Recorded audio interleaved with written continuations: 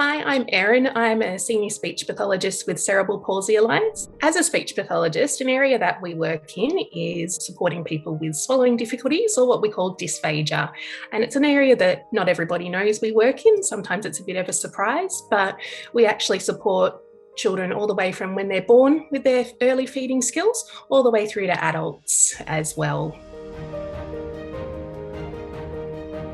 For some of our babies, this can be things like difficulty with breastfeeding or bottle feeding, often having a little bit of trouble having the strength or coordination to do this successfully to grow. As we move into our children and young adults, this can be things like difficulty managing different textures, learning how to chew and bite and swallow safely, and certainly with adults as well, very similar difficulties in terms of managing different textures and remaining safe with feeding. So our role is a lot about supporting people to be safe with their eating, but also making sure that they're getting enjoyment out of eating, because it's obviously such a social, enjoyable thing that we all like to do. So we support children and adults in lots of different ways to develop their swallowing skills.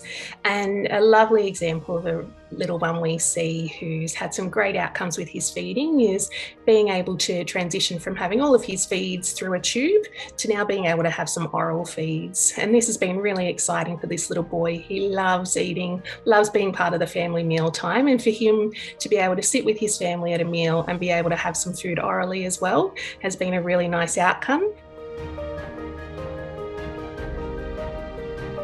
A lot of what we do is around modifying the foods or the drinks that we offer them, also that they don't fatigue over a meal and can manage a little bit more volume, that they can gain enough weight and grow healthily. One of the other things that we can do is just modify the equipment that we use, so trying different cups or bottles or spoons and that sort of thing, or trying different techniques when we're feeding them. We do work in really closely with OTs and physios as well, particularly around things like the best positioning to have our children and adults in, and also looking at what equipment would be best to make it easier for the families.